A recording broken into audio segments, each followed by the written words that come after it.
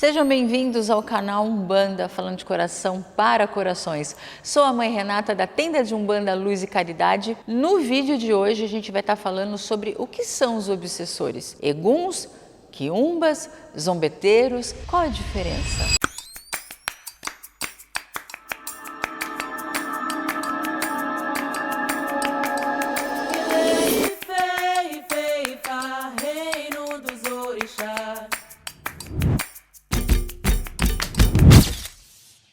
Na verdade, quando a gente fala de eguns, nós estamos falando de todos os espíritos. Até a entidade, ela é um egum. Por quê? Porque ela é um espírito. Sabe o que é interessante? O interessante é que nós encontramos pessoas dentro da Umbanda que, principalmente na Quaresma, aparecem aqui com contra-egum. Como que você vai usar um contra-egum dentro de um terreiro, dentro de um local que só existe uma movimentação de espírito? Isso, na verdade, é ignorância, falta do entendimento. Então, é justamente a importância que tem a utilização do contra-egum e saber a diferença do que são os espíritos obsessores, espíritos zombeteiros. Por exemplo, espíritos obsessores são aqueles que vão obsediar as pessoas.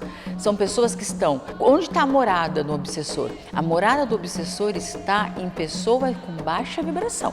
Então, o médio, tem uns vidinhos lá atrás que a mãe já colocou falando justamente sobre esse início da mediunidade. O início da mediunidade é um desequilíbrio, então a gente acaba acarretando, atraindo esses espíritos obsessores, que querem o quê? Utilizar da nossa energia. Então, quando a gente fala de obsessor, ele vai encontrar morada onde existe desequilíbrio, onde existe vício, seja de álcool, seja de droga, seja sexo. Então, quando ele encontra esse desequilíbrio, esse exagero, esse excesso, ele vai vir de encontro com semelhante. Então, é uma energia semelhante que ele está vindo de encontro. O obsessor, qual a função dele na vida dessas pessoas quando estão com baixa energia? É influenciar. Então, fazer com que você não saia desse ciclo onde você está alimentando esse espírito. Então, você está fazendo algo onde o obsessor vai ficar cada vez mais influenciando os seus pensamentos, influenciando os seus sentimentos, para que você não deixe de alimentá-lo. Então, esse é um obsessor. Ele vai ficar com você, sim, 24 horas do dia. Só lembrando, para quem não está muito familiarizado com o termo obsessor, eu quero que vocês saibam que nada mais é do que espíritos desencarnados. Então, são pessoas, inclusive pessoas que estiveram entre nós. Pode ser um parente, pode ser mãe, pode ser pai, pode ser um conhecido que você tenha. Então, se essas pessoas, elas não aceitaram o desencarne, elas não aceitaram a morte, elas ainda estão entre nós, ela é considerada um obsessor. E essas pessoas também são consideradas eguns. Então, por mais que pessoas que assistem a mãe, pessoas que estão inscritos no canal, estão mais acostumados com esses termos, é muito bom a gente voltar a falar do assunto, porque cada vez mais, cada dia mais, pessoas vêm de encontro com a nossa religião, vêm de encontro com a Umbanda. Então é incrível, porque o terreiro, toda semana, nós estamos nos deparando com pessoas jovens e pessoas não tão jovens, jovens senhores e senhoras, mas que também estão se encontrando na Umbanda. Então, como são pessoas que acompanha o nosso canal, a mãe gosta de estar trazendo termos que alguns já conhecem, mas como eu falei, tem muita gente nova aí para conhecer. Então, o obsessor, ele vai estar sempre tentando interferir na nossa vida. Então, aquela vozinha que de repente a gente já está com a vibração baixa, já tem algo estranho, a gente já não acordou legal e de repente você começa a ouvir a sua própria voz conversando com você, mas trazendo situações negativas. Gente, situações tão negativas a ponto de querer interferir que muitas vezes a pessoa tira a própria vida. Então, a seriedade que tem em entender como eles funcionam, como eles agem, é necessário nos dias de hoje,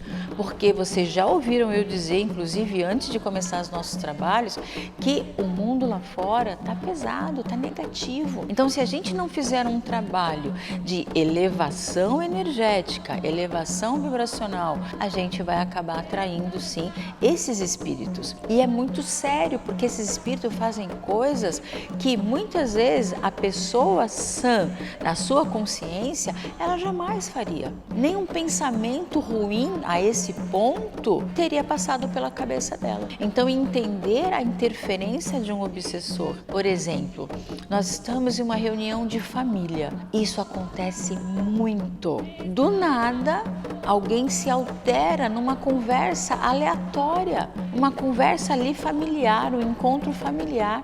Essa pessoa se altera e muitas vezes, eu falo que o cuidado com a bebida é necessário, porque a cervejinha às vezes não faz nada.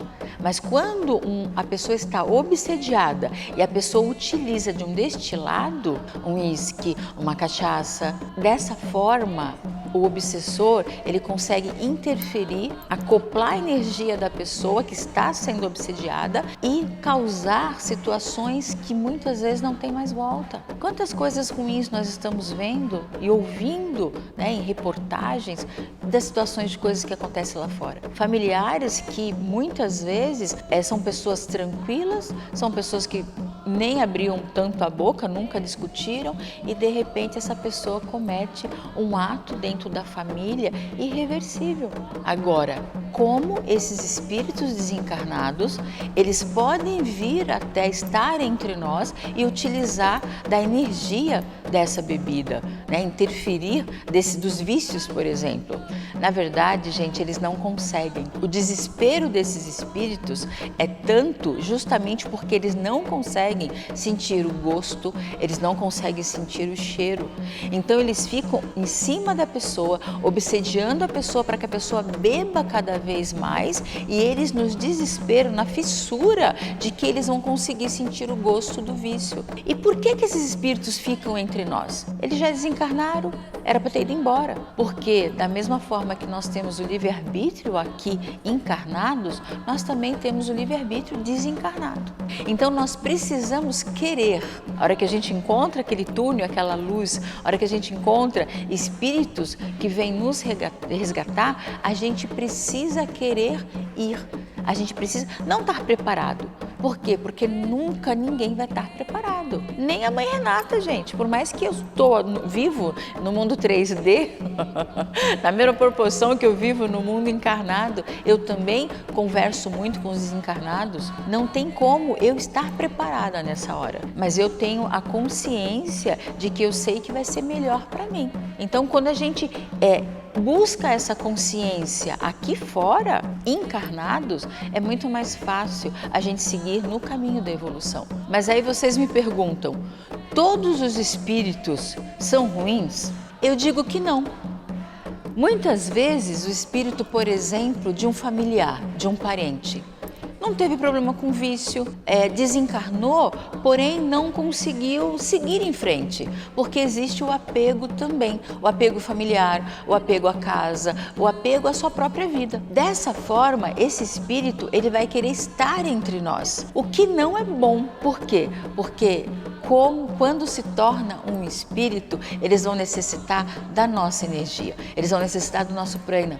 Então, para que eles estejam entre nós, eles vão precisar disso. Então, eles vão estar nos desgastando energeticamente. Então, o espírito, mesmo sendo um que não esteja nos causando mal, simplesmente esteja entre nós, de alguma forma ele vai nos causar mal. E existe uma outra questão também. A outra questão é que também não é bom para o espírito. Porque quanto mais tempo esse espírito ficar entre nós, ele vai perdendo a consciência e aí sim ele vai se tornar um obsessor. Porque ele vai ficar vulnerável a esses espíritos que estão perdidos. Então esse espírito que está perdido vai começar a querer influenciar esse espírito que ainda não foi encaminhado, que não usou do seu livre-arbítrio para seguir na evolução dele. Então vocês perceberam que espírito obsessor, que espírito que desencarnou, a melhor coisa é que quando chegar na nossa hora, a gente realmente enxerga aquela luz e siga essa luz para a nossa evolução. Mas, gente, a situação vai muito além. Então, do espírito perdido, do espírito entre nós, como eu acabei de dizer, os obsessores se atraem para começar a utilizar, para começar a influenciar deles, porque eles estão perdendo a consciência. Agora, vocês sabem quem é que manda nos obsessores? São os espíritos trevosos. Então, vocês percebem que vai muito mais além do que simplesmente ser obsediado, porque o espírito é obsediado pelo obsessor, mas porém quem manda no obsessor são os espíritos trevosos, espíritos que infelizmente não têm mais salvação. E quando a mãe fala que esses espíritos não têm mais salvação, é por quê? Porque vai demorar muito tempo para buscar, para trazer uma consciência para eles. E olha, nenhum de nós com certeza estará mais aqui para ver a evolução desse espírito trevoso. A única forma deles não chegarem perto da gente é a gente trabalhar sempre no campo de proteção e de elevação vibracional. Quando você toma um passe, quando você renova o passe toda semana, é justamente isso que você está fazendo. Você está se calçando de proteção, elevando a sua vibração, elevando a sua frequência, para que, independente dos obstáculos que a gente tenha na vida, a gente não permita que esses espíritos influenciem na nossa vida. E você? Já se sentiu obsediado? Você quer que eu traga uma história de obsessor? Ei, como mãe Renata, eu tenho várias. São 23 anos de obsessor na minha vida, estando como mãe Renata. Mas como Renata, quando eu comecei lá atrás, com 3 aninhos, o primeiro espírito que apareceu na minha frente foi um espírito obsessor. Então, se você já se sentiu obsediado, comenta aqui pra mim. Se você quer que a mãe Renata traga as histórias, os causos da vida dela, comenta aqui também. E também aproveite, né? Quem gostou desse vídeo, curta, compartilhe, se inscreva no nosso canal, ative o sininho em todas e até o próximo vídeo.